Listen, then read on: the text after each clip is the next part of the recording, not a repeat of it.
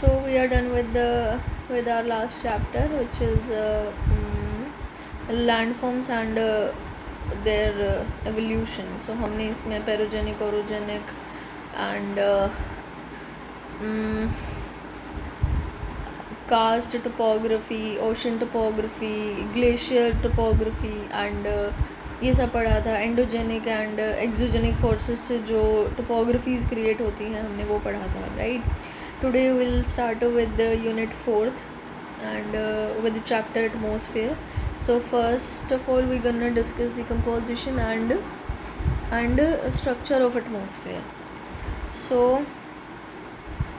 just like always we're gonna skip the first paragraph, but मुझे यहाँ पे कुछ काम का लग रहा है. So let's see this.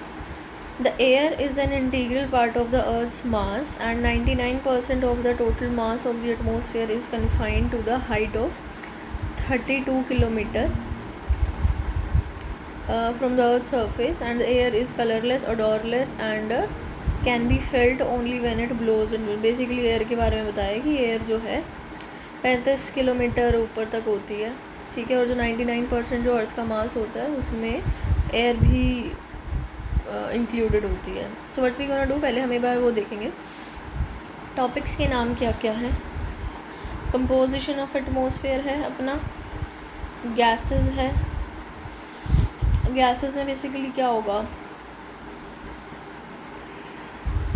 हाँ ये टेरेस्ट्रियल रेडिएशंस होंगी, सोलार रेडिएशंस होंगी, we have read it, okay. Ozone वगैरह ये स्ट्राटोस्फेयर में होती है, ठीक है. वाटर वेपर है and dust particles, structure of the atmosphere, mesosphere, ये सारे लेयर्स के part, right. And the elements of weather and climate.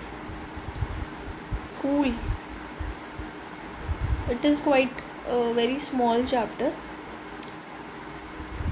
है ना. सो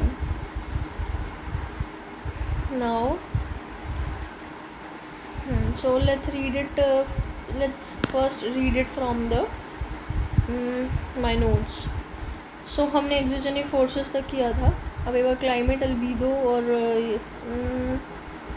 ये थोड़ा ज़्यादा जल्दी नहीं करते हैं. हमें क्या करना चाहिए सबसे पहले, अर्थ का ये सब कितने हैं, nitrogen, oxygen, CO2, this. Structure of atmosphere क्या है, ये सब आ गया, लेयर्स वगैरह आ गई, एंड ये सारे पॉजेज आ गए, इंसुलेशन आ गया, रेडिएशन, ये कूल. तो एक बार अपने नोट्स में से रीड मारते हैं, इसमें हमारे दोनों चैप्टर कंप्लीट हो जाएंगे और फिर जाके हम एक बार वो पढ़ेंगे, okay. So let's read it first. So climatology basically क्या है, ओके. ये क्या हो रहा है, क्लाइमेटोलॉजी में अपना हम वेदर पढ़ेंगे और अपना क्लाइमेट पढ़ेंगे, वेदर एंड क्लाइमेट. तो इसको एक एग्जांपल से समझते हैं. Britain has no climate. क्यों है, because frequent fluctuations in weather. So हमें ये तो पता चल गया है that climate is greater than weather, ठीक है. बहुत सारे वेदर से मिलके एक क्लाइमेट बना है, ठीक है. तो जब हमारे वेदर में फ्लक्चुएशंस होते हैं तो बेसिकली हमारा क्लाइमेट नहीं बन पाता है, ठीक है. Cool. Sahara has no weather because no change in climate and that is constant climate. So basically अब जो वेदर में बहुत ज़्यादा फ्लक्चुएशंस होते हैं तो अपन का जो क्लाइमेट है वो नहीं बन पाता है. कूल. पर अगर अपन अब जैसे सहारा का कोई वेदर नहीं है क्योंकि कोई चेंज ही नहीं होता उसमें, क्लाइमेट चेंज में. एक बार इनको हम डेफिनेशन से समझते हैं. Average atmospheric conditions of an area over the considerable period of time and it is calculated for a minimum period of 30 years. minimum period of 30 years. जो क्लाइमेट है हम वो एटलीस्ट 30 years के उससे देखते हैं. and it includes the factors of rainfall, temperature, humidity, air pressure and winds. And weather क्या है? weather is day to day state of atmosphere of any particular place. See, Britain का कोई भी climate क्यों नहीं था? क्योंकि बहुत ज़्यादा वेदर में जो थी फ्लक्चुएशंस थी, मतलब कभी बहुत एकदम से गर्मी पड़ रही है, कभी एकदम से सर्दी पड़ रही है, कभी बारिश आ रही है, कभी कुछ कभी कुछ कभी कुछ। तो वेदर में इतने फ्लक्चुएशंस हैं कि उनका कोई क्लाइमेट बन ही नहीं पा रहा है। और सहारा में कोई वेदर ही नहीं है, मतलब it's like it is always constant, ठीक है, हमेशा सेम ही रहता है। So that's why. और अपना जो क्लाइमेट है वो average atmospheric conditions of an area, basically area का एक पर्टिकुलर हर जगह का क्लाइमेट अलग अलग होगा, इसलिए हमने ब्रिटेन का अलग कैलकुलेट किया है, सहारा का हमने अलग कैलकुलेट किया है। तो average atmospheric conditions of an area over the considerable period of time and it is calculated for a minimum period of 30 years। हम ये देखते हैं कि 30 साल तक वहाँ किस तरह का वो है, किस तरह का वेदर है, राइट। अब हम ब्रिटेन का इसलिए तो नहीं बता पा रहे क्योंकि कभी कुछ होता है, कभी कुछ होता है। 30 साल के अंदर कोई उसका कांस्टेंट फेज़ आ ही नहीं रहा है, तो इसलिए हम उसका क्लाइमेट नहीं बता पा रहे हैं। तो इसलिए 30 साल तक कम से कम हम ये देखते हैं कि भाई एक जगह का वेदर इस तरह का रहा है, ठीक है। And it includes the factors of rainfall, temperature, humidity, air pressure, winds etcetera, ठीक है। सो ये चीज़ थी। नाउ सहारा, ये मैंने ऐसे क्यों लिख रखा है, लेट्स सी दैट, कुछ ना कुछ तो रीज़न होगा। सहारा जो है वो बेरन है, हमें पता है, रॉकी प्लेट्यूज़ हैं उस पर, ठीक है, सॉल्ट फ्लैट्स हैं, सैंड ड्यून्स हैं, माउंटेन्स हैं, ड्राई वैलीज है, rivers and streams are seasonal except Nile जो कि एवरग्रीन है। Animals native to Sahara desert कौन कौन से है? फेनेक फॉक्स है, ड्रोमेड्री कैमल है विद 1 hump, 2 hump कैमल जो है वो Bactrian camel found in Gobi desert of Mongolia, ठीक है। सहारन चीता है, सहारन सिल्वर एंट है, सहारन कैट है, अरेबियन है ये कुछ, ठीक है, और जरबोआ है। तो बेसिकली ये मैंने ये बैरन लैंड, रॉकी प्लेट्यू, बस मैंने ये लिखा हुआ है कि सहारा में चीज़ें कैसी हैं, दैट्स इट, ठीक है। और डायरनल टेम्परेचर है वहाँ का। डायरनल बेसिकली क्या होता है कि 30-40 डिग्री सेल्सियस, जो मतलब जो दिन का और रात का जब टेम्परेचर बहुत डिफरेंट होता है तो हम उसे डायरनल टेम्परेचर कहते हैं। तो 30-40 डिग्री, ठीक है, और ये है -4 डिग्री एट नाइट, तो इतना चेंज हो जाता है। कूल।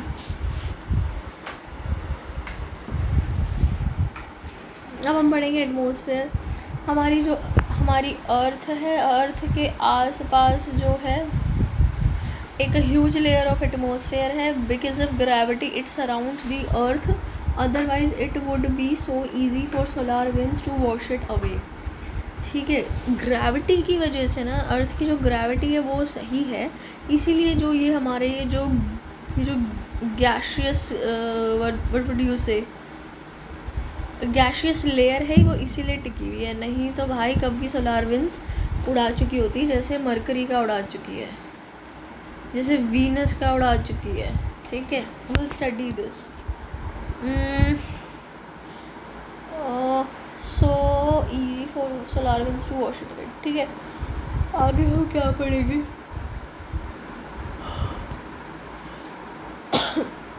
आगे हम पढ़ेंगे कि it is the layer of air surrounded, layer of air, ठीक है, surrounding the earth held by gravity. It is a thick gaseous envelope which surrounds the earth from all sides and is attached to the earth's surface by gravitational force. ये है अब atmosphere.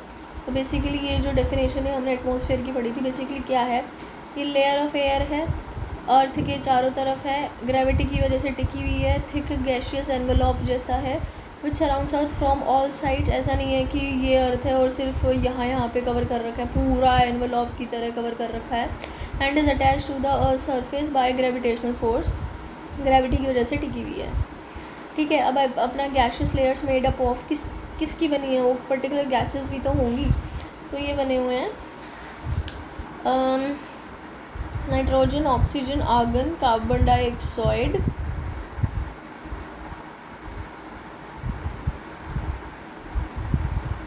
NiOA,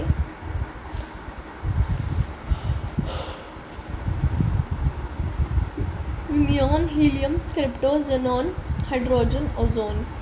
ये यूँ exam में आते हैं। तो हमें सबसे पहले ये देखना है कि जो नाइट्रोजन है वो सबसे ज़्यादा है, ऑक्सीजन है वो भी सबसे ज़्यादा है, और जो बेसिकली ये जो दोनों हैं ये दोनों मिलके ही 99% बना देती हैं, 99% ऑफ द अर्थ्स एटमॉस्फेयर। तो नाइट्रोजन, ऑक्सीजन, ठीक है, ये 99% बना देती है। नाइट्रोजन है कुछ 78% और ऑक्सीजन है कुछ 20.9%, ठीक है। आर्गन 0.9% है, ठीक है। और ये जो बाकी के हैं ना, ये सारे ये पूरा मिलके ये 1% बना देता है, ठीक है। उसमें से आर्गन सबसे ज़्यादा है 0.07, बाकी वो उससे भी कम है। कार्बन डाइऑक्साइड बिल्कुल इतना सा है। नियॉन 0.02 है। हीलियम, रिमेंबर हमने ही पढ़ा था कि हीलियम और हाइड्रोजन थे वो सबसे ज़्यादा थे जो अपना वो नेब्यूला था, ठीक है।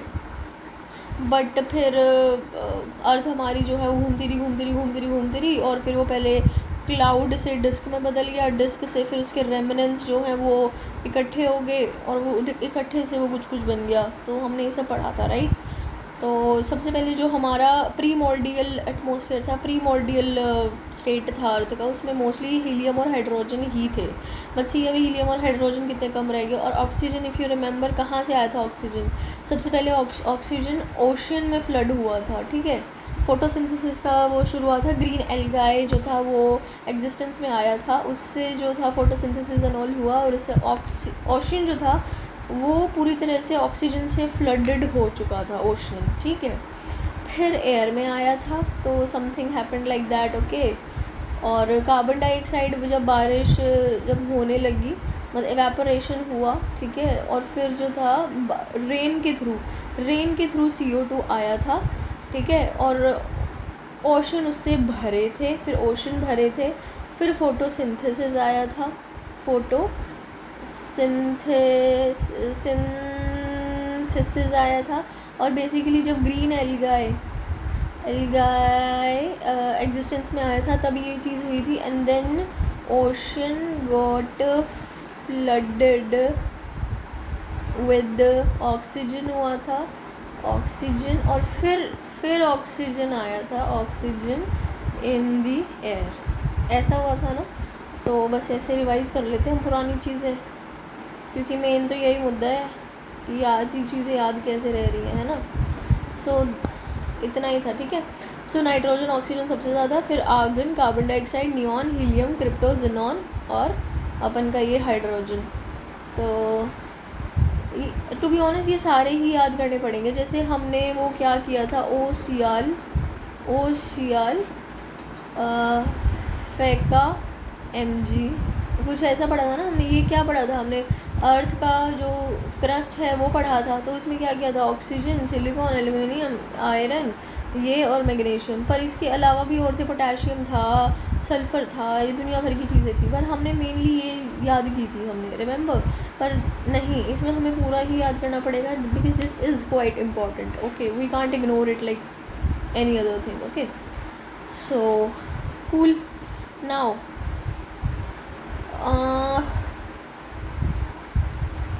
H2O प्लस डस्ट पार्टिकल्स, ये क्या है? They both varies from one place to another. ये जो डस्ट पार्टिकल्स और H2O हैं और बेसिकली वाटर वेपर है, ये one place to another place में वेरी करते हैं। You will realise this soon, because अब क्या होगा ना, यू विल रियलाइज़ कि जो वाटर वेपर का मतलब है ह्यूमिडिटी आ जाएगी इससे, ठीक है। जहाँ पे ज़्यादा वाटर वेपर्स होते हैं वहाँ पे ह्यूमिडिटी होती है। यू विल रियलाइज़ कि भाई जो कोस्टल एरियाज़ होते हैं वहाँ पे ज़्यादा ह्यूमिडिटी होती है। या फिर फिर से कि जो अपना इक्वेटर है ना, इक्वेटर पे ज़्यादा वो होता है, क्या होता है इक्वेटर पे? एक चीज़ होती है बहुत ज़्यादा, विच इज़ क्लाउड्स, ठीक है। क्लाउड्स की वजह से यहाँ से सबसे ज़्यादा रेनफॉल भी होता है इक्वेटर पे, सबसे ज़्यादा। So there is this something, okay, इससे मतलब वैरी करती हैं चीज़ें। इक्वेटर पे अलग एटमॉस्फेयर नहीं, इक्वेटर पे अलग क्लाइमेट होगा, ऊपर अलग होगा, नीचे अलग होगा, पोलार्स पे तो भाई भगवान ही जाने, ठीक है। ओजोन जो है, ozone protects life on the earth surface, okay, this is something that we need to remember. तो वाटर वेपर और dust particles both are near to the earth surface, ये जो है ये अर्थ सरफेस के, यू विल रियलाइज के earth के बाद क्या है, troposphere, stratosphere, mesosphere, exosphere, thermosphere, ionosphere, मतलब ये तीनों ना थोड़ा सा मिक्सड अप है, ठीक है। बाकी इतनी सारी लेयर्स है, 3 से 4 लेयर्स है, राइट। तो यू विल रियलाइज़ कि जो ये वाटर वेपर और डस्ट पार्टिकल्स हैं ये यहीं तक सीमित है, ट्रोपो में तो है ही हैं, और स्ट्राटो तक जाती होंगी मैक्सिमम, आई बिलीव, इससे तो ऊपर नहीं जाती भाई वो, ठीक है। जो डस्ट पार्टिकल्स हैं वो हाइड्रोस्कोपिक न्यूक्लियाई समथिंग होता है, और वो अब हम क्या पढ़ेंगे, अब हम इन सारी, अब ये सारी हमने जो लेयर्स पढ़ी है ना, नाइट्रोजन, ऑक्सीजन, CO2 वाला फलाना ढींगा ना, अब हम ये सब पढ़ेंगे कि ये क्या है, कितना है इनका, दिस एंड दैट। तो नाइट्रोजन है भाई, not a very active chemically, ये केमिकली ज़्यादा एक्टिव नहीं है, essential for protein making and DNA। Question उठ के आएगा यूँ का यूँ, साइंस बेस्ड भी है ये। सो essential for protein making and DNA, ये जो हमारी सॉइल में है ना, ये इतनी प्रेजेंट नहीं है, तो इसलिए एयर से सॉइल में प्रेजेंट करती है। It enters in protein molecules via soil and plants. Basically हमारी जो सॉइल में है ना वो कम है, मतलब हमारी सॉइल में नाइट्रोजन इतना नहीं है, ठीक है। तो this is one of the facts, okay. It enters in protein molecules via soil and plants. Microorganism who observe the N2, microorganism who observes the nitrogen are nitrogen fixing bacteria. So ये अपने nitrogen के बारे में पढ़ा था, क्या क्या पढ़ा है भाई, केमिकली एक्टिव नहीं है, ठीक है। Essential for protein making and DNA। It enters in protein molecules via soil and plants, soil and plants के थ्रू एंटर करता है ये। और जो माइक्रो ऑर्गेनिजम्स N2 को, नाइट्रोजन को ऑब्जर्व करते हैं, उन्हें हम नाइट्रोजन फिक्सिंग बैक्टीरिया कहते हैं, ठीक है। नाउ अपना ऑक्सीजन देख लेते हैं, वेरी एक्टिव केमिकली, ठीक है, केमिकली बहुत एक्टिव है ये, ठीक है। हमने वो जो पढ़ा था ऑक्सीडेशन, है ना, तो यू कैन सी कि ऑक्सीडेशन रॉक्स वगैरह पे भी हो रहा है भाई। नाइट्रोजन का इतना खास वो चीज़ हमें इफ़ेक्ट जो है अपन का सरफेस पे दिखाई नहीं देता है, बट ऑक्सीजन का है। ऑक्सीडेशन की वजह से भाई सीधा वेदरिंग हो रही है, वेदरिंग भले ही छोटी चीज़ है, लेकिन इसी से तो लैंड फॉर्म्स हो रही, तो लैंड फॉर्म्स का इनिशियल फेज़ है, तो बिल्कुल। तो ऑक्सीडेशन हो रहा है किसकी वजह से, अपन का, उसकी वजह से, ऑक्सीजन की वजह से, राइट, क्योंकि केमिकली एक्टिव है। Consumed during respiration by both animal and plants, released by plants during photosynthesis, ये तो पता है हमको, ठीक है। और CO2 भाई, अब ऑक्सीजन अगर हम ले रहे हैं तो कार्बन डाइऑक्साइड छोड़ रहे हैं, हम छोड़ रहे हैं तो प्लांट्स ले रहे हैं। For photosynthesis responsible for maintaining the balance in atmosphere, ठीक है, responsible for green house effect, it absorbs heat, ठीक है। ग्रीन हाउस इफेक्ट के बारे में हम बहुत अच्छे से पढ़ने वाले हैं आगे। नोबल गैसेस होती है जो ज़्यादा रिएक्ट नहीं करती हैं, ठीक है। केमिकली इनएक्टिव, ये केमिकली इनएक्टिव है। नोबल गैसेस में अपन की ये 6 गैसेस आती हैं, आर्गन, हीलियम, जेनन, नियॉन, क्रिप्टॉन। और ये कौन सी गैसेस हैं, which do not react, okay. तो अब अपना नेक्स्ट है H2O और वाटर वेपर। H2O और वाटर वेपर भाई comes from the surface of the earth obviously, और कहाँ से आएंगी, ऐसे चांद की, सितारों की, सूरज की, ऐसे थोड़ी ना थोड़ी सी हमें आ जाएंगे, नहीं, अर्थ से ही वाटर वेपर्स जो हैं वो बनते हैं, ठीक है, एटमॉस्फेयर में एक्यूमुलेट होते हैं। Cool, very near towards the earth surface, हमने पढ़ा था कि अर्थ सरफेस की ज़्यादा क्लियर है, बड़े बच्चे लोग हैं। 16 kilometre with in earth surface, जो अर्थ सरफेस का 16 का मतलब है कि सिर्फ ट्रोपोस्फेयर तक ही सीमित है, ठीक है, within the earth surface. Responsible for all weather phenomenon in earth surface, जो इतने भी वेदर फिनोमिनन होते हैं उसके लिए ये रेस्पॉन्सिबल है, क्या क्या, wind, precipitation and life, wind बोले तो हवा, प्रेसिपिटेशन बोले तो बारिश, लाइफ बोले तो लाइफ, ठीक है। Most variable gas in earth's atmosphere, ठीक है। It absorbs heat and holds it, carbon dioxide भी करती है, हीट को अब्जॉर्ब करती है, और ये अब्जॉर्ब भी करती है और होल्ड भी करती है। होल्ड करती है ना, इसीलिए ह्यूमिडिटी भी क्रिएट होती है, ठीक है। Now dust particles in the lower layer of the earth surface, ठीक है, release mainly from arid region due to aerial erosion. High aerial erosion की वजह से जो है, एरियल इरोजन बोले तो हवा वाला जो इरोजन होता है। अब इरोजन वाटर वाला भी होता है, हाइड्रो इरोजन्स भी होते हैं, और एरियल इरोजन्स भी होते हैं जो हवा में होते हैं, ठीक है। हवा डस्ट पार्टिकल्स को या फिर छोटे छोटे सेडिमेंट्स को अगर उड़ा के लेके जा रही है तो हम उसे एरियल इरोजन ही कहते हैं। इन the lower layer of earth surface, ठीक है, फ्रॉम वोल्केनिक एक्सप्लोजन्स टू, अब तुम्हें क्या लग रहा है, इतने तगड़े वोल्केनिक eruptions भी होते हैं, और ये जो वोल्केनिक eruptions होते हैं इनसे बहुत ज़्यादा डस्ट पार्टिकल्स निकलते हैं, ठीक है। तो ये डस्ट पार्टिकल्स जो है वो वहाँ से भी क्रिएट होते हैं, ठीक है। और अपन का क्या है, release mainly from arid reason पढ़ लिया हमने, ठीक है। वोल्केनिक eruptions एक्सप्लोजन से भी होता है, ये get accumulated in atmosphere. Volcanic explosions होते हैं तो फिर वो उसमें से जो डस्ट पार्टिकल्स निकलते हैं वो एटमॉस्फेयर में एक्यूमुलेट हो जाते हैं। हाइड्रोस्कोपिक न्यूक्लियाई का मतलब होता है the help of condensation and cloud formation. Hydroscopic nuclei basically helps in condensation and cloud formation. Condensation is like the cloud formation only. Okay. More concentrated. Basically what happens now, like there are three things na, evaporation, condensation और अपना precipitation, ठीक है। Evaporation के बाद condensation होता है, condensation के बाद प्रेसिपिटेशन होता है। Basically evaporation is like liquid to gas, condensation is like gas to solid, and precipitation is solid to gas, so something like that, okay. नदियों में से, उसमें से, समुद्र वगैरह में से तगड़ा इवेपोरेशन होता है, वो ऊपर जाके गैस बन जाता है, मतलब लिक्विड जो है वो गैस में बन जाता है, ठीक है।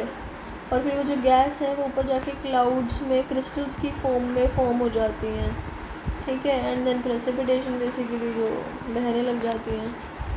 मोर concentrated more near to the sub tropical and tropical region, more concentrated more near to the sub tropical region, more in tropical region, less in sub tropical. Basically जो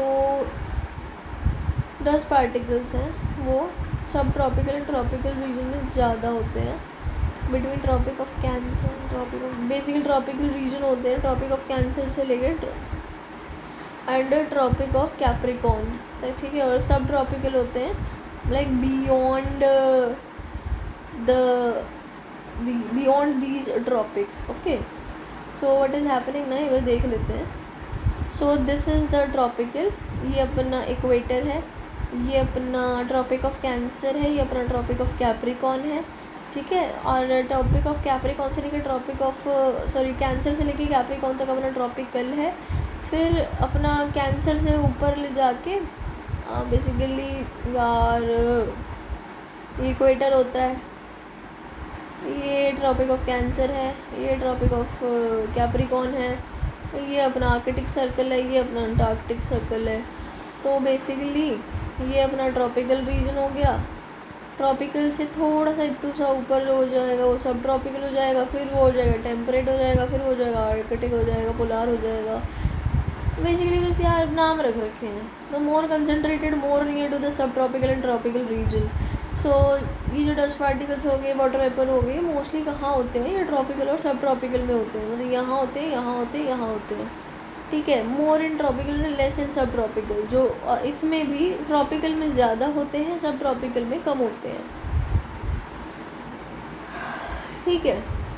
नाउ स्ट्रक्चर ऑफ एटमोसफियर, अब atmosphere का structure देख लेते हैं। You can see कि ये अपन की छोटू सी अर्थ है, ठीक है, बहुत ही छोटू है ये।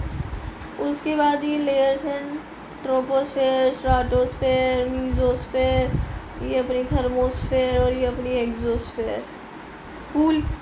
तो ये है ट्रोपो सबसे क्लोजेस्ट है, फिर है अपनी स्ट्राटो, ठीक है, ये वाली स्ट्राटो है, फिर ये अपनी मेज़ो है। आई टोल्ड यू ना कि जो थर्मो एक्सो है और आइनो है दे आर क्वाइट थोड़ा थोड़ा मिक्सड सी है। इवन इसे हम होमोस्फीयर भी कहते हैं। अरे नहीं सॉरी, होमोस्फीयर वाली अंदर होती है और हेट्रोस्फीयर वाली बाहर होती है, ठीक है। सो फिर है अपनी थर्मो और फिर है अपनी एक्सो, और जो आइनो है वो आइनो बेसिकली पूरी थर्मो और थोड़ी सी एक्सो ऐसे मिलके बनती है, ठीक है। आइनोस्फेयर को आइनोस्फेयर क्यों कहते हैं? In both thermo and exo. Ionosphere will read it later कि हम आइनो को आइनो क्यों कहते हैं, ठीक है। बाकी हमें इतना याद रखना है, ये अपनी अर्थ है, ये ट्रोपोस्फेयर है यहाँ से लेके यहाँ तक, फिर है अपनी स्ट्रेटोस्फेयर, फिर है अपना मेजोस्फेयर, फिर है अपना थर्मोस्फेयर, फिर है अपना एक्सोस्फेयर, और ये है पूरा थर्मो थोड़ा सा एक्सो, ये है अपना आइनोस्फेयर।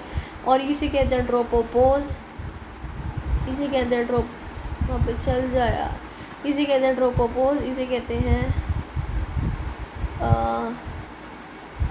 स्ट्राटोपोज, इसे कहते हैं मेजोपोज, इसे कहते हैं थर्मोपोज, आई गेस, राइट।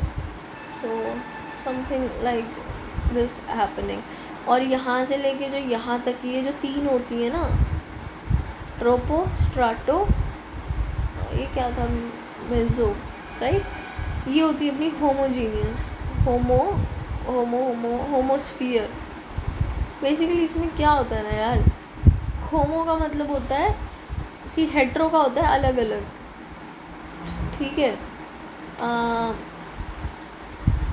और होमो का मतलब होता है मिक्सचर सा, ठीक है, something like that, okay. So homosphere uniform mixed gases and heterosphere in layer form.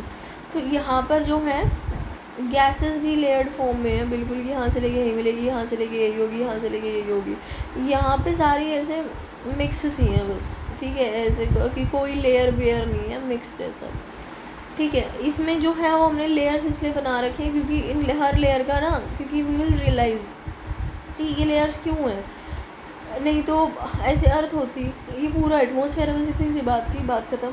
But what is happening ना, ये लेयर्स इसलिए हैं क्योंकि इन लेयर्स में ना टेम्परेचर बढ़ रहा है, घट रहा है, बढ़ रहा है, घट रहा है, बढ़ रहा है, घट रहा है, ठीक है। तो इसीलिए हमें इतना पता है, पहाड़ हम जब ऊपर जाते हैं तो वो ठंडा होने लगता है, तो ट्रोपोस्फेयर में जो है वो टेम्परेचर, लेट्स से लेयर कौन सी है, मतलब बेसिकली क्या है ना, let's see the diagram first only, okay. See era, ये जो है वो किलोमीटर है, मतलब जितना ऊपर, एल्टीट्यूड बोल लो यार, एल्टीट्यूड, ठीक है, ये अपन का टेम्परेचर है। तो ट्रोपोस्फेयर में हम जब ऊपर की तरफ जा रहे हैं, मतलब ऊपर की तरफ जा रहे हैं, तो अपना जो टेम्परेचर है वो घटता है, तो इसलिए जो ये इस तरह की लाइन है, ठीक है। फिर ट्रोपोपोज में पोज हो रहा है, फिर अपना स्ट्राटोपोज में वो बढ़ता है, क्यों? क्योंकि यहाँ पे ओजोन लेयर जो है वो यूवी रेज को एब्जॉर्ब करती है और उसे अर्थ पे आने से बचाती है। तो obviously UV layers are very quite warm and heated waves, right, और उसको अपने में एब्जॉर्ब कर रही, तो ऑब्वियसली वो खुद भी हॉट होगी, तो इसलिए हॉट है। फिर यहाँ पे पॉज आ रहा है, मेजोस्फीयर में again there is something happening, तो वो ऐसे हो रहा है, ये तो नाम ही इसका थर्मो हो गया, ठीक है, तो ये भी गर्म हो रहा है, तो something like this is happening, तो इसीलिए लेयर्स हैं, ठीक है। I hope you understand now, okay. Now कहाँ तक पढ़ लिया? यहाँ तक पढ़ लिया। हम पढ़ेंगे होमो और हेट्रो। होमो जो है वो अप टू 80 किलोमीटर्स तक है, ठीक है, और यूनिफॉर्मली मिक्स्ड है। Molecular form gas reacts with each other, यहाँ पे जो है वो गैसेस एक दूसरे से रिएक्ट करती हैं, तो इसलिए ये O2 बन गया, ये N2 बन गया। मतलब ये अलग थे, ऑक्सीजन अलग है, नाइट्रोजन अलग है, ठीक है, बट ऑक्सीजन ही ऑक्साइड आई गेस, या ऑक्सीजन और एवर। तो I am not a science student, I was never a science student actually. Anyway, तो जो मॉलिक्यूलर फॉर्म में होते हैं क्योंकि ये एक दूसरे से रिएक्ट कर जाते हैं। यहाँ पे high concentration of water vapour and dust particles का होता है। हमने पहले ही पढ़ा था कि जो डस्ट पार्टिकल और वाटर वेपर है वो mostly near to the surface of the earth में एग्जिस्ट करते हैं। तो near to the surface of the earth में अपन का यही होमोस्फीयर वाली लेयर्स हैं, ठीक है। अब हम पढ़ेंगे हेट्रोस्फेयर। हेट्रोस्फेयर में क्या है, वो 80 किलोमीटर से जो ऊपर है उसे हम मतलब वो हम एज ए हेट्रोस्फेयर वाला कंसिडर करते हैं। एंड देन डिफरेंट लेयर्स से हमने भी पढ़ा था। यहाँ पे जो है गैसेस एक दूसरे से रिएक्ट नहीं करती हैं, तो ये अपनी इंडिविजुअल फॉर्म में ऐसी रहती हैं, मतलब ठीक है, एटॉमिक फॉर्म में है ये, ठीक है। तो ONH और helium, hydrogen helium nitrogen oxygen ऐसे ही रहते हैं, ठीक है। No water vapour, no dust particles, ठीक है, कोई ये सब एग्जिस्ट नहीं करता। अब अर्थ के जस्ट ऊपर ट्रोपोस्फेयर, फिर ट्रोपोपोज है, फिर स्ट्रेटोस्फेयर, फिर स्ट्रेटोपोज है, फिर मेसोस्फेयर, फिर मेसोपोज है, फिर थर्मोस्फेयर, फिर थर्मोपोज है, और फिर एक्सोस्फेयर। तो एक चीज़ ये और देखनी है, जो अपना थर्मोस्फियर वाली line you can say basically 100 kilometre जब पूरे हो जाते हैं, हमें इतना याद रखना पड़ेगा कि जो 100 किलोमीटर बेसिकली थर्मोस्फियर के आसपास पूरे हो जाते हैं, इसे हम कार्बन लाइन कहते हैं। बेसिकली कार्बन लाइन कुछ नहीं है, ये बस हमने बना दिए एक बस मेजरमेंट सा सेट करने के लिए हमने इसको 100 अर्थ से 100 किलोमीटर ऊपर की जो लाइन है हमने उसे कार्बन लाइन बोल दिया है, ठीक है। नाउ अब बेसिकली ये जो हम पॉज पढ़ रहे हैं हर लेयर के बाद, ये इसलिए हो रहा है क्योंकि यहाँ पे ना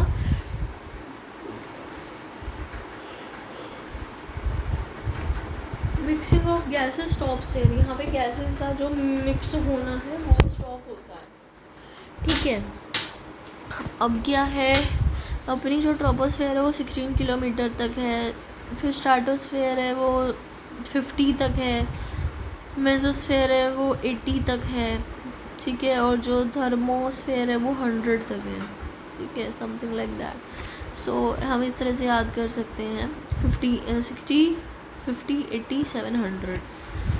एनीवे, नाउ ट्रोपोस्फेयर में क्या क्या होता है, it is the zone of turbulence, it is the zone of turbulence and the zone of convection. Convection is basically जब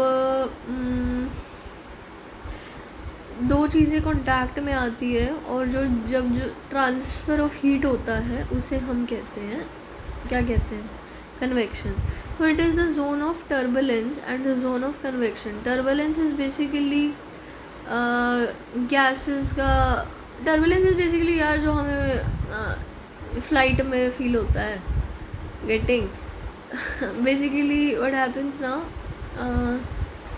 क्लाउड्स जो हैं वो जब वो एकदम से दे जब स्टार्ट, क्लाउड्स तो खैर वहीं रहते हैं, क्या लिखा है, mixing of gases rises and falls, rises and falls. तो बेसिकली जब गैसेस जो हैं वो जब राइज एंड फॉल करती है तब जो है टर्बुलेंस क्रिएट होता है। It is the zone of convection. Zone of convection का मतलब है अपन की जो सरफेस ऑफ द अर्थ है ना वो भी रेडिएट करती है हीट को, तो that's what it is talking about. जब मे बी अर्थ की सरफेस से हीट जब एटमॉस्फेयर में जाती है उसे हम कन्वेक्शन कहते हैं, इसलिए कन्वेक्शन का वर्ड यूज़ किया है, ठीक है। 75% gases of atmosphere is concentrated in it. 75% जो गैसेस हैं एटमॉस्फेयर की वो इसी में कॉन्सेंट्रेटेड होती हैं। अब हम किन गैसेस की बात कर रहे हैं, वही नाइट्रोजन, ऑक्सीजन और फिर नोबल गैसेस। नोबल गैसेस में अपना आर्गन, हीलियम, नियॉन, ठीक है, क्रिप्टो, ये सब पढ़ रहे हैं, ठीक है। All weather phenomenon is restricted to it due to the presence of water vapour and dust particles. जो भी वेदर फिनोमिना है वो ट्रोपोस्फेयर तक ही सीमित रहता है, वो इसलिए रहता है क्योंकि वाटर वेपर और डस्ट पार्टिकल्स इसी में प्रेजेंट है। हाइट जो है वो इसकी एक्चुअली हमने पढ़ा कि 0 से 16, but no, it's not true. Polar regions पे जो है इसकी हाइट अलग है, ठीक है, और इक्वेटर पे अलग है। तो बेसिकली पोल्स पे है सिर्फ 6 किलोमीटर और ट्रॉपिक्स पे है 16 kilometre. Why? Because convection, basically जहाँ पे ज़्यादा हीट है वहाँ पे जो ये डिस्टेंस है, मतलब बेसिकली जो ये लेयर का जो मेजरमेंट है वो बढ़ रहा है, और जहाँ पे कन्वेक्शन कम हो रहा है यानी कि जहाँ पे हीट कम है वहाँ पे ये सिर्फ 6 किलोमीटर है। Temperature decreases gradually from surface till the end of troposphere, ये हमें पढ़ाई था, ठीक है। And as is called tropopause, as is called अच्छा, वो जो ट्रोपोस्फेयर जहाँ पे ख़त्म होता है उसे हम ट्रोपोपोज कहते हैं। Tropopause is basically mixing of gases tops है। ट्रोपोपोज पे मतलब बेसिकली जितने भी पॉजेज आते हैं ना, तो उसमें जो मिक्सिंग ऑफ गैसेस है ना वो रुक जाता है, ठीक है। Layer of temperature inversion, basically यार देखो टेम्परेचर ऑफ इन्वर्जन क्या होता है। टेम्परेचर ऑफ इन्वर्जन होता है जब हम ऊपर जाते हैं बेसिकली तो हमारा टेम्परेचर घटता है, पर टेम्परेचर ऑफ इन्वर्जन में क्या होता है कि जब हम ऊपर जाते हैं तो टेम्परेचर भी ऊपर जाता है, which is quite against the temperature and altitude का थिंग, ठीक है, इसलिए हम इसे टेम्परेचर इन्वर्जन कहते हैं। तो ट्रोपोपोज जो होती है वो टेम्परेचर ऑफ इन्वर्जन वाली होती है, अपोजिट चेंजेस इन टेम्परेचर। ये और अच्छे से हम जब एयर मासेस वाला चैप्टर पढ़ेंगे तो उसमें पढ़ेंगे, ओके। स्ट्राटोस्फेयर, स्ट्राटोस्फेयर भी देख लो, from troposphere to 50 kilometre. Troposphere, अच्छा ट्रोपोपॉज से 50 है, आई थॉट अर्थ से 50 है, बट नहीं, ट्रोपोपॉज से 50 है, ठीक है। It is called so because the layer are stratified and non convective in nature. इसकी जो लेयर्स हैं वो स्ट्राटिफाइड है बिल्कुल, ठीक है, और कन्वेक्शन नहीं होता है उनमें, यानी कि एक layer of air is not transferring heat to the another layer of air, ठीक है। Temperature increases due to absorption of UV rays by ozone present in this layer. Ozone जो है वो इसमें प्रेजेंट होता है, यूवी रेज को absorb कर लेता है और अर्थ की सरफेस पे आने से रोकता है। बट वी बीइंग ह्यूमन, हम जो है क्लोरोफ्लोरोकार्बन जो है और प्रोड्यूस किए जा रहे हैं, मतलब जो भी ये छोड़े जा रहे हैं एनवायरनमेंट में। अब ये कब तक रोक पाएगा? मुझे तो लगता नहीं ज़्यादा टाइम तक ये रोक पाएगा। Anyway, conditions are extremely dry except few rare clouds called mother of pearl and nacreous which are stratospheric cloud. बस ये क्वेश्चन यूँ यूपीएससी पूछ सकता है कि कौन से दो क्लाउड्स हैं जो स्ट्रेटोस्फेयर में प्रेजेंट होते हैं, mother of pearl and nacreous, okay. बाकी हमने क्या पढ़ा, जो कंडीशंस हैं यहाँ की वो बहुत ड्राई हैं। ड्राई इसलिए भी हैं क्योंकि भाई जो हमने बोला था कि डस्ट पार्टिकल्स और वाटर वेपर जो है वो ट्रोपोस्फेयर तक ही सीमित रहता है। सारा वेदर जो है वो ट्रोपोस्फेयर में हो, बारिश बुरिश जो सब कुछ होना होता है वो ट्रोपोस्फेयर में हो जाता है। तो इसके पास है ना खास कुछ बचता नहीं है, ये बेचारा सिर्फ यूवी रेज को ही एब्जॉर्ब करता रह जाता है, ठीक है। जो द क्लाउड है वो है mother of pearls and nacreous. Stratosphere is the top of stratosphere and is the zone of temperature inversion. हम ये जस्ट अभी पढ़ के आए हैं। Mesosphere from stratopause to 80 kilometre, वो था सरफेस मतलब 0 से 16, फिर था 16 से 50, फिर था 50 से 80। टेम्परेचर यहाँ पे कम होता है विद हाइट, मतलब हाइट बढ़ती है तो टेम्परेचर कम होता है। And reaches to the lowest entire atmosphere of mesosphere. और इस पे जो है मेसोस्फेयर में उस पूरे एटमॉस्फेयर का यानी कि एक्सोस्फेयर तक जो सबसे कम टेम्परेचर अगर किसी में जाता है तो वो मेसो में ही जाता है। Okay guys, okay. थर्मोस्फेयर पढ़ लो, from meso to 700 kilometre. Temperature rises rapidly. Thermosphere because of absorption of high energy solar radiations, ठीक है, इसमें सोलार रेडिएशंस वगैरह होते हैं, ठीक है। तो थर्मोस्फेयर बेसिकली मेजर से 700 किलोमीटर तक है। यहाँ पे जो टेम्परेचर है वो रैपिडली इंक्रीज होता है।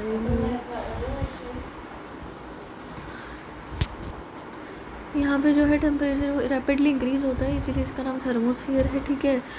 इंक्रीज क्यों होता है? Because of the absorption of high energy solar radiation. ये जो है, ये जितनी भी सोलार एनर्जी अपना आती है ना अर्थ की सरफेस के आसपास, तो सबसे ज़्यादा ये एब्जॉर्ब कर लेती है इसको, ठीक है। 1000 डिग्री सेल्सियस से लेके 350 जो बेसिकली 350 की जो हाइट पर है वो वहाँ पे 1000 डिग्री सेल्सियस जो है अपना एटमॉस्फेयर है, ठीक है। Consist of lower layer of nitrogen between 80 to 100, oxygen to 100 to ऊपर तक, ठीक है। So basically what is happening ना, नाइट्रोजन फिर ऑक्सीजन ये लेयर है और उसकी हम मेजरमेंट्स बता रखे हैं कैसे कैसे हैं। Though the temperature is so high but it doesn't feel so high because no molecular collision. Basically यहाँ पे जो तुम ये देखो ना 350 किलोमीटर पे एट 350 किलोमीटर 1000 डिग्री सेल्सियस से जो है वो मेजरमेंट हो रही है टेम्परेचर की। पर क्या है, फिर भी फील नहीं हो रहा है। क्यों नहीं हो रहा है? क्योंकि कोई भी मॉलिक्यूलर कोलिजन नहीं हो रहा है चीज़ों का, है ना। मॉलिक्यूलर कोलिजन नहीं हो रहा है, प्लस जो लेयर्स हैं, layer is thin and the space is too much. हालांकि लेयर थिन है बट स्पेस बहुत ज़्यादा है भाई, बहुत ज़्यादा है, ठीक है। Gas is very thin and the spreads outs widely.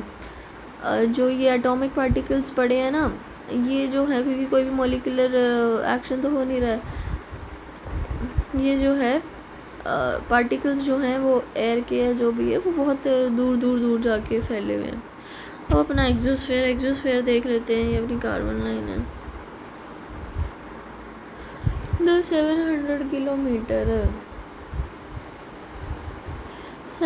Kilometre till the edge of the atmosphere, ठीक है। It contains the layers of atomic oxygen, helium, hydrogen.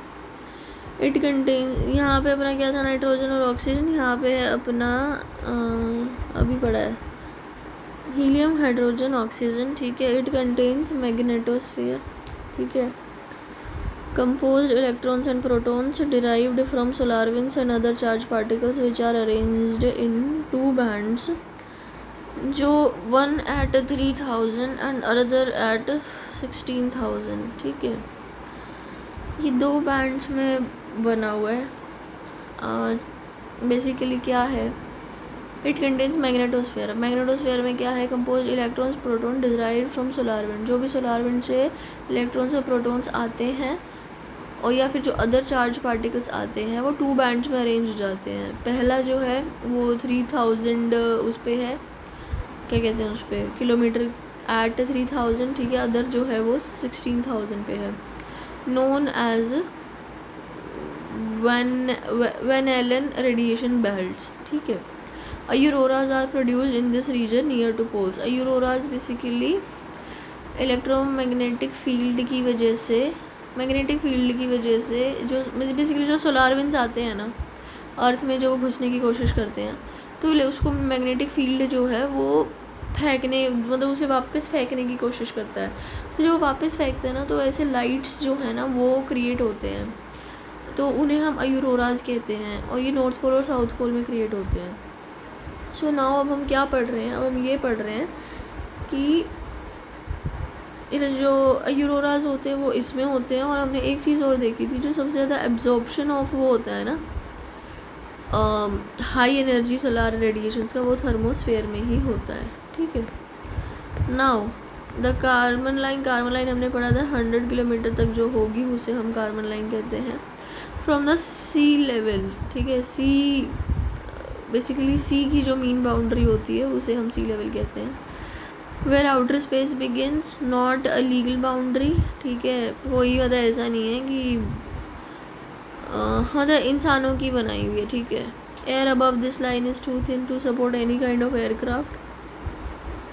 इससे ऊपर कोई भी एयरक्राफ्ट जाता है तो सीन हो जाता है, क्योंकि जो एयर है ऊपर फिर कोई बहुत थिन है। Cloud flood is more in atmosphere because of their low density, ठीक है भाई। ये हमने पढ़ा ही, हमने पहले ही देख लिया था, ठीक है। आइनोस्फेयर भी देख लेते टाइम रहते, फिर अपना इंसोलेशन आ जाएगा, ठीक है। आइनोस्फेयर क्या कह रहा है, it is between 80 kilometre to 650 kilometre, ठीक है। हमने पढ़ा था कि थर्मो एक्सो होता है ना, तो पूरा थर्मो थोड़ा सा एक्सो मिला के आइनोस्फेयर बनता है ना। तो आइनोस्फेयर में एग्जैक्टली ऐसा होता क्या है, due to the ionization of solar winds, इस सोलार रेडिएशन, जो सोलार से जो रेडिएशंस आते हैं सन से, उसका जो है यहाँ पे आयनाइजेशन हो जाता है, ठीक है। Made up of different layers होते हैं DEFG, ठीक है। It reflects short waves, radio waves back to the earth and helps in radio communication because of ions present in ionosphere don't reflect long waves. See basically हमें ना पढ़ेंगे जो solar winds है ना, जो सोलार रेडिएशंस आते हैं, वो बहुत ज़्यादा एनर्जी के साथ आती हैं, बिल्कुल शॉर्ट वेव्स में आती हैं, और इन्हें हम रेडियो वेव्स कहते हैं, ठीक है। और क्योंकि इस पे जो है अपन की आयनाइजेशन, आयंस जो होते हैं, back to the earth, it reflect short wave radio waves back to the earth. Basically क्या हो रहा है, एक minute, see what is happening ना, यहाँ से ना ये अपना सन है, सन से वो आए वेव्स, बिल्कुल शॉर्ट वेव्स में आए, ठीक है।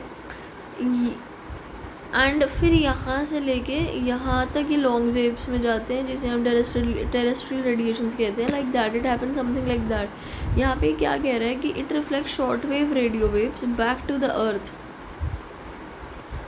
बैक टू द अर्थ क्या मतलब है भाई, बैक टू द अर्थ का तो मतलब है कि भाई अगर कोई यहाँ से यहाँ पे जा रहा है, यहाँ से यहाँ पे जा रहा है और फिर बैक टू द अर्थ हो रहा है, तो शॉर्ट वेव्स, तो बैक टू द अर्थ का क्या है यार। Back to the helps in radio communication because of ions present in ionosphere don't reflect long waves. We will study it from the NCERT, ठीक है, देखेंगे क्या है। बट इतना है कि जो शॉर्ट वेव रेडियो वेव्स के वेव्स जो हैं, उसको ये बैक टू द अर्थ पे दे के मारता है और रेडियो कम्युनिकेशन में हेल्प करता है। क्यों करता है, क्योंकि इसमें आयंस प्रेजेंट है, ठीक है। एंड ये जो है लॉन्ग वेव्स को रिफ्लेक्ट नहीं करता है। और एक चीज़ और क्या पढ़नी थी कि भाई यहाँ पे डिफरेंट लेयर्स हैं DEFG, ठीक है। Why constant temperature after every layer, हमने जो जितने भी पॉजेज पढ़े ये क्यों पढ़े हैं अब देखते हैं। क्योंकि change in nature temperature inversion होता है, नीदर द मिक्सिंग और कोई भी यहाँ पे गैसेस की मिक्सिंग नहीं हो रही है, यूनिफॉर्म है, दैट्स वाई पॉज है, ठीक है। These zones are, in these zones air is uniform. अब हम पढ़ेंगे इंसोलेशन। इन बोले तो इनकमिंग, सो बोले तो सोलार, लेशन बोले तो रेडिएशन का lesson, something like that, radiation का एशन ले लिया, तो इंसोलार, इंसोलेशन, ठीक है, that's what we gonna read. Insolation basically sun से जो वेव्स या फिर जो सोलार विंड्स आती हैं, सोलार रेडिएशंस आती हैं, उनकी स्टडी को हम इंसोलेशन कहते हैं। अब हम वही करेंगे, सन से अर्थ, कूल।